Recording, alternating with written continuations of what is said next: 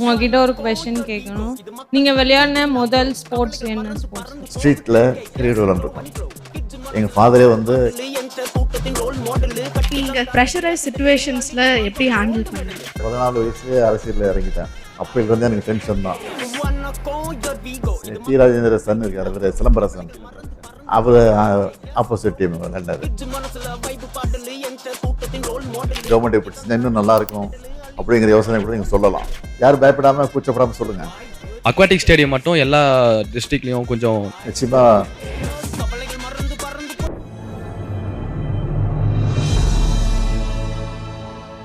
வணக்கம் ஐயா. இன்னைக்கு நம்மளோட தமிழ்நாடுக்கு எல்லா யங் டேலண்ட்ஸ் எல்லாம் இங்கே வந்திருக்கோம். ஆரம்பிக்கிறது முன்னாடி என்னோட ஃபஸ்ட்டு இன்ஸ்டன்ஸ் நான் உங்களை பார்த்தது வந்து 2007 நான் காமன்வெல்த் கேம்ஸ் வின் பண்ணிட்டு வந்திருந்தேன். கலைஞர் ஐயா கிட்ட ஹை கேஷ் இன்சென்டிவ் முதல் முறையாக வாங்கும்போது நீங்களும் இருந்தீங்க. அந்த ஒரு ஸ்டார்டிங் பாயிண்ட்லேருந்து இந்த லாஸ்ட் ஒரு 3-4 வருஷத்தில் எல்லா வெவ்வேறு ஸ்போர்ட்டையும் நம்ம தமிழ்நாடு வந்து ஒரு வேர்ல்டு மேப்பில் எடுத்துகிட்டு வந்திருக்கீங்க. ஸோ முதல்ல அதுக்கு ஒரு மிகப்பெரிய நன்றி உங்களுக்கு எங்கள் சார்பாக. இந்த யங் டேலண்ட்ஸ் கிட்ட சில கேள்விகள் இருக்குது. ஸோ அவங்க உங்களை கேட்க போகிறாங்க சில கேள்விங்க. உங்களையெல்லாம் சந்திக்கிறத முயற்சி எடுக்கிறேன். ஏதோ நீங்கள் வந்து சில கேள்விகளை என்னிடத்துல கேட்க போகிறீங்கன்னு சொன்னார். கேள்விகளை கேளுங்க, முடிவு வரைக்கும் நான் பதில் சொல்கிறேன், கேட்கலாம். உங்கள் சின்ன வயசில் உங்களுக்கு ரொம்ப பிடிச்ச ஸ்போர்ட்ஸ் பிளேயர் யார் சார்? பார்த்து மோட்டிவேட் ஆன ஸ்போர்ட்ஸ் பிளேயர் சின்ன வயசுலையா? ஆமாம் சார். கிரிக்கெட்டை பொறுத்த வரைக்கும் கபில் தேவ் எனக்கு ரொம்ப பிடிக்கும். ஏன்னா அவர் சாதாரண குடும்பத்தில் பிறந்து படிப்படியாக வளர்ந்து முன்னுக்கு வந்தவர். அவர் அது மட்டும் இல்லாமல் இந்தியாவுக்கே வேர்ல்டு கப்பை வாங்கி கொடுத்த முதல் ஒரு கேப்டனாக இருந்தவர் கபில் தேவ். அதனால் ரொம்ப பிடிக்கும் எனக்கு. அதுக்கப்புறம் கவாஸ்கர், அது தொடர்ந்து டெண்டுல்கர், தோனி. இப்போ இருக்கிற இளைஞர்கள் தமிழ்நாட்டை பொறுத்த வரைக்கும் நிறைய இளைஞர்கள் வந்து கிரிக்கெட்ல வந்துட்டு இருக்கிறாங்க, மற்றதுலேயே வந்துகிட்டு இருக்கிறாங்க. நீங்களும் வந்துகிட்டு இருக்கிறீங்க. அதனால எல்லாரையும் பிடிக்கும் எனக்கு. சார், உங்களை பார்த்ததில் எனக்கு ரொம்ப சந்தோஷம். தமிழ்நாடு விளையாட்டு வீரர்களில் யாருடைய விளையாட்டு கேட்குறீங்க? நீங்களாம் தமிழ்நாட்டு வீரர்கள் தான். இல்லை குறிப்பிட்டு நான் சொன்னால் மற்றவங்களுக்கு கோபம் வந்துடும், மனசை கஷ்டமாகலாம். இருந்தாலும் நான் சொல்ல முடியாது. எல்லாருடைய விளையாட்டும் பிடிக்கும். தமிழ்நாட்டை சார்ந்த அத்தனை பேரும் சிறப்பு விளையாடி இந்த நாட்டுக்கு, குறிப்பாக தமிழ்நாட்டுக்கு, இந்தியாவுக்கு பெருமை தேடி தர வேண்டும் என்பது தான் என்னுடைய வேண்டுகோள், என்னுடைய ஆசையும் தான். நீங்கள் விளையாடின முதல் ஸ்போர்ட்ஸ் என்ன ஸ்போர்ட்ஸ்? ஹாக்கி ஸ்கூலில் படிக்கும் போது ஹாக்கியில் ஒரு டீமில் இருந்தேன் நான். எம்சிசி ஸ்கூலில், மெட்ராஸ் கிறிஸ்டின் காலேஜ் ஸ்கூலில் சென்ட் பீச் ஸ்கூலோட மேட்ச் நடக்கும்போது அதில் விளையாண்டுருக்கேன். அதனால் ஹாக்கியும் பிடிக்கும், கிரிக்கெட்டும் பிடிக்கும். அதுதான் விரும்பி விளையாடுறது உண்டு.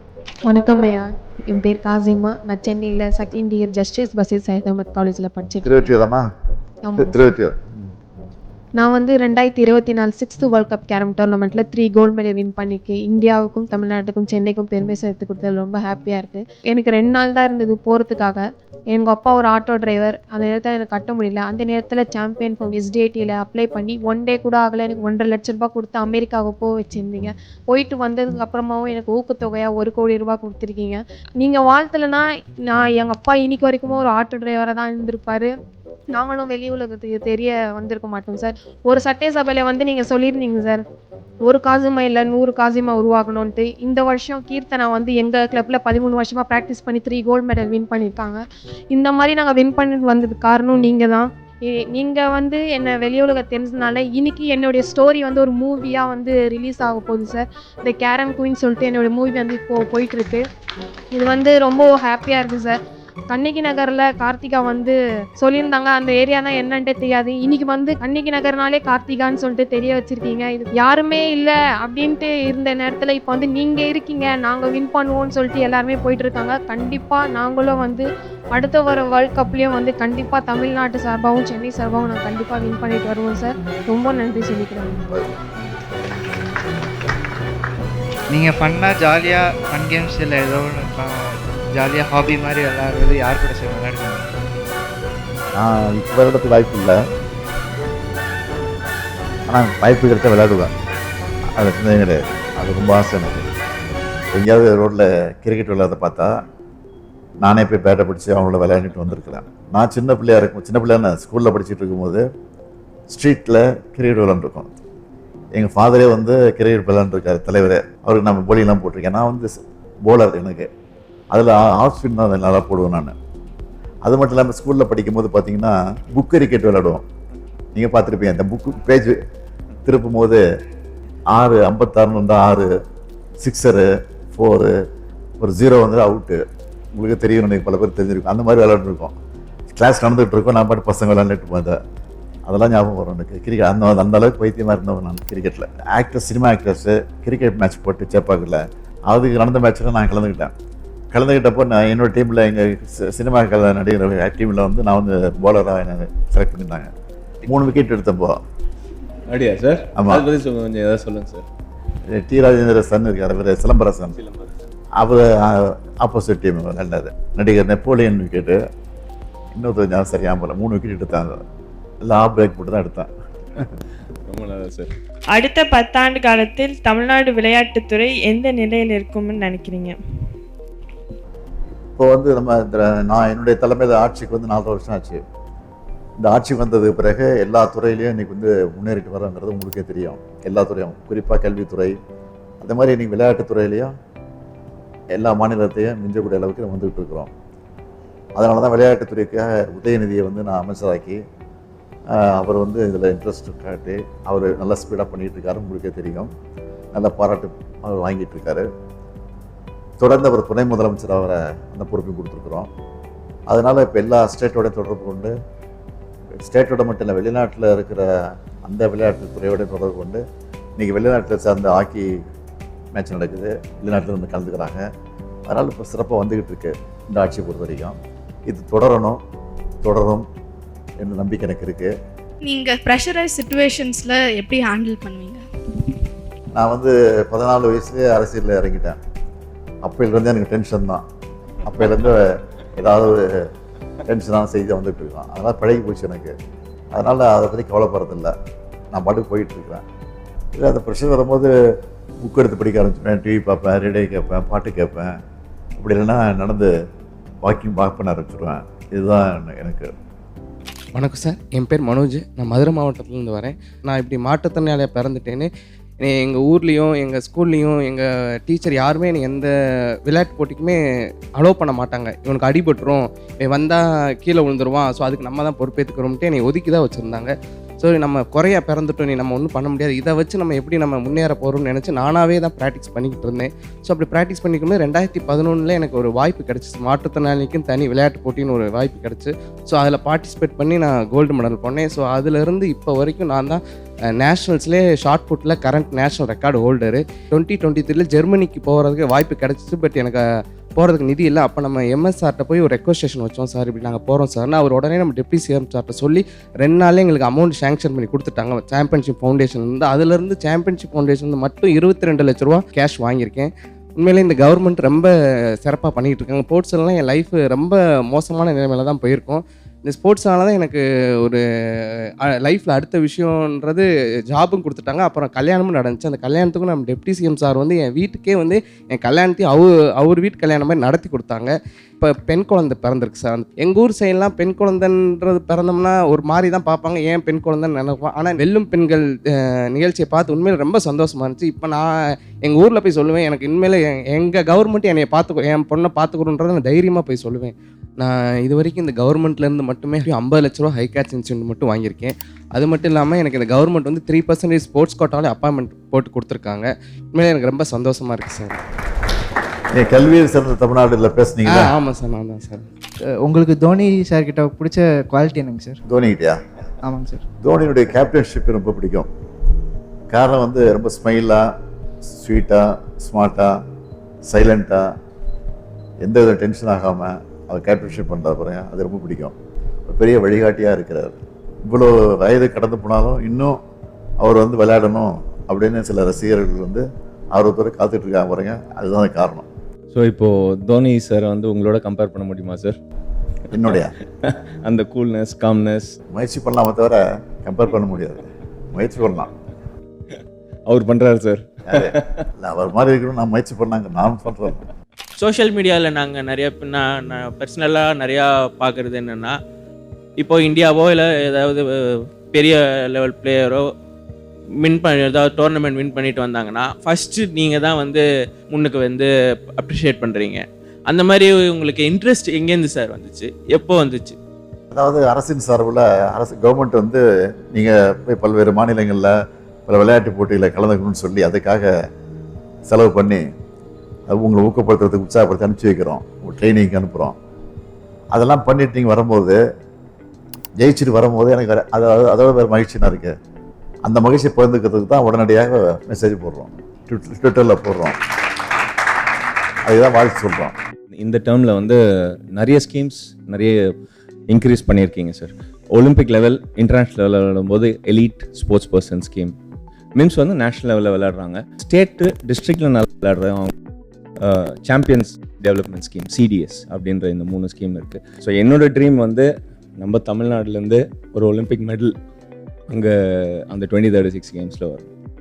இதுக்கு முன்னாடி விளையாட்டுத்துறையை பொறுத்த வரைக்கும் கடந்த பல ஆட்சி காலகட்டங்களில் 10ஓட 11 அத்தோட இது ஒன்றா இருந்தது. இப்போது திமுக ஆட்சிக்கு வந்ததுக்கு பிறகு, அதுவும் குறிப்பாக விளையாட்டுத்துறை அமைச்சராக உதயநிதி அவர்கள் பொறுப்பேற்றுக்கிட்டது பிறகு இது எவ்வளோ முக்கியத்துவம் கொடுத்துட்ருக்குங்கிறது எல்லாருக்கும் தெரியும். அதாவது நிதி கொடுக்கறதுக்காக செலவு பண்ணதுக்காக இல்லை, அவங்க ஊக்கப்படுத்தி உற்சாகப்படுத்தி அனுப்பிச்சி வச்சு வெற்றியோடு வரும்போது அது எங்களுக்கு ஒரு பெருமையாக இருக்குது. அது மட்டும் இல்லாமல் நீங்கள் பார்த்தீங்கன்னா எல்லா மாநகராட்சியிலையும், தமிழ்நாட்டில் இருக்கக்கூடிய எல்லா மாநகராட்சியிலையும் ஸ்டேடியம் கட்டுறதுக்கு திட்டமிட்ட வேலை நடந்துக்கிட்டு இருக்கு. பல மாவட்டங்களில் நடந்துக்கிட்டு இருக்கு, இப்போ முடிய போகுது. அதே மாதிரி 234 சட்டமன்ற தொகுதியிலையும் ஒவ்வொரு கிரிக்கெட் ஸ்டேடியம், ஃபுட்பால் ஸ்டேடியம், பொதுவான ஸ்டேடியம் கட்டணும்னு சொல்லி, விளையாட்டு ஸ்டேடியம் கட்டணும்னு சொல்லி அதையும் அறிவிச்சுட்டு அதற்கான முயற்சி நடந்துட்டு படிப்படியாக அதுவும் நிறைவேற போகுது.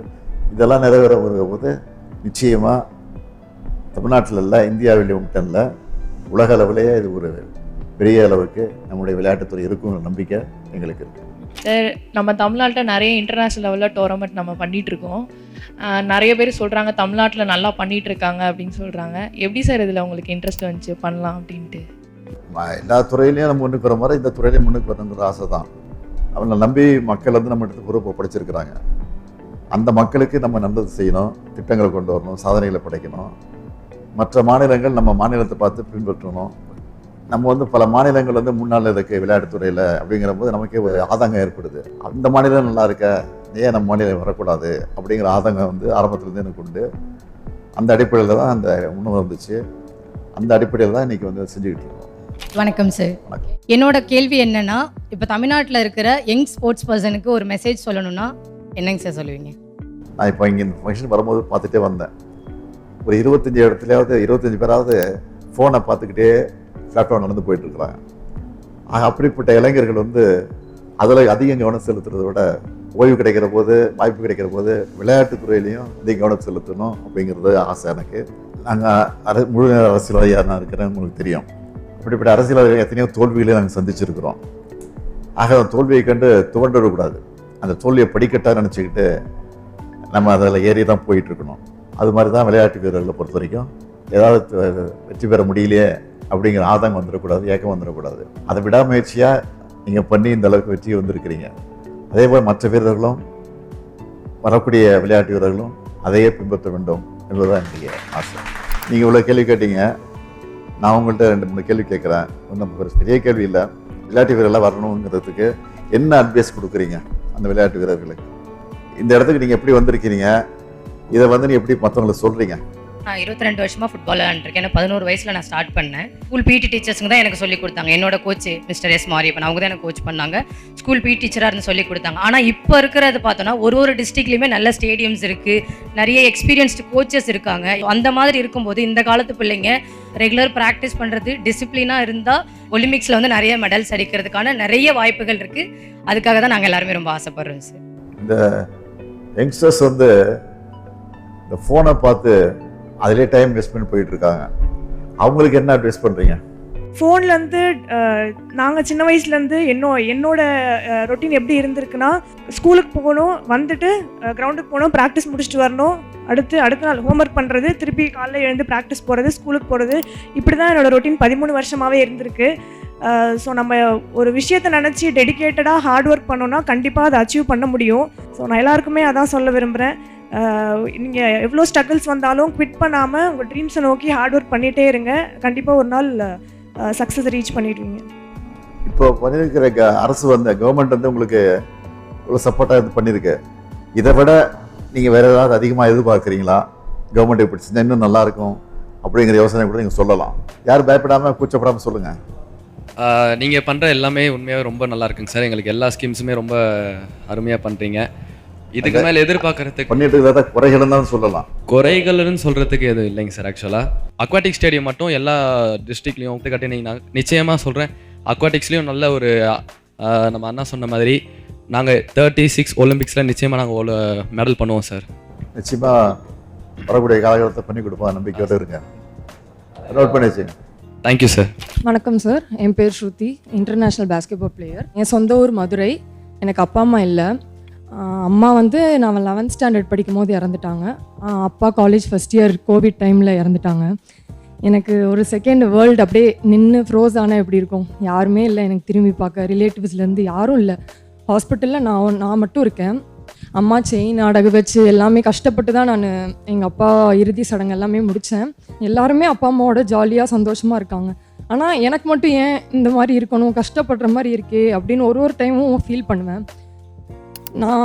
ஆனால் ஒன்று மட்டும் நான் விடலை, பாஸ்கெட்பால் மட்டும் நான் ஸ்டாப் பண்ணவே இல்லை எக்காரணத்துக்கு கொண்டும். எனக்குள்ளே அந்த வெறி, எங்கள் அப்பா ஒரு ஸ்போர்ட்ஸ் பர்சன், ஹாக்கி பிளேயர். அப்பாவுக்கு ரொம்ப ஆசை நான் தமிழ்நாடுக்காக ஆடணும்.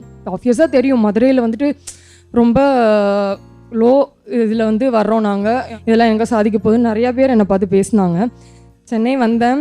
8 hours ஒர்க் பண்ணுவேன் டெய்லியும். என் கூட பிறந்த தம்பி இருக்கான், அவனையும் நான் தான் பார்த்துக்கணும். SDT ஹாஸ்டலில் தான் படித்தான். இந்தியாவுக்காக என்னை செலக்ட் பண்ணாங்க ஃபர்ஸ்ட் 19th ஏஷியன் கேம்ஸ். அப்படியே படிப்படியாக எனக்கு தெரியும் ஆப்வியஸாக நான் வேலை வாங்கிடுவேன்றது எனக்கு தெரியும், ஷுவராக தெரியும். ஆனால் எனக்குள்ளே என்னென்னா, நம்ம இவ்வளோ கஷ்டப்பட்டோம், தமிழ்நாடுக்காக ஆடணும், ஏன் நம்மளுக்கு தமிழ்நாட்டில் வேலை கிடைக்கல? அந்த ஒரு கேள்வி எனக்கு இருந்துகிட்டே இருந்தது. எனக்கு ஆஃபரும் வந்தது, சதர்ன் ரயில்வேலேருந்து வெளியே ரயில்வேலேருந்து ஆஃபர் வந்தது. என் சர்டிஃபிகேட்ஸ்லாம் வச்சு அப்ளை பண்ணேன். அதில் டெப்டி சிஎம் உதயநாட்டை கூட பேசியிருந்தான்னா எப்போ எங்களுக்கு வரும். December 23, 2024 என் லைஃப் அப்படியே ஒரு சேஞ்ச் ஆச்சு. ஒரு 1ஆம் தேதி வந்தாலே எனக்கு பயமாக இருக்கும். ஐயோ நம்ம ஹாஸ்டல் ரெண்ட் கட்டணுமே, சாப்பாடுக்கு என்ன பண்ணுவோம், தம்பி காசு கொடுக்கணுமேனு அவ்வளோ பயந்த என்ன. இப்போ 31st வந்தாலே எங்கள் அக்கௌண்ட்டில் கிரெடிட் ஆகிடும் 80,000. ஆர்டர் காப்பிலாம் வாங்கும் போது எனக்கு அந்த சந்தோஷத்தை வெளிப்படுத்தவே முடியல. அதுக்கு மெயினாக நீங்கள் தான் சார் ஒரு ரீசன். இப்படி இருக்க இளைஞர்களுக்கு நீங்கள் ஒரு எனர்ஜி பூஸ்டர் மாதிரி இருக்கீங்க. இப்போ இந்த தமிழ்நாடு கவர்மெண்ட் செய்கிறதெல்லாம் பார்க்கும்போது இப்படி இருந்த என்ன இவ்வளோ தூரம் தூக்கி வச்சுருக்காங்க, அது வார்த்தைகளால் சொல்லவே முடியல. ரொம்ப நன்றி சார். எனக்கு எப்படா உங்கள்கிட்ட பேசுவோன்னு ரொம்ப ஆர்வமாக இருந்தேன். எங்கேயுமே பேச வாய்ப்பே கிடைக்கல உங்ககிட்ட.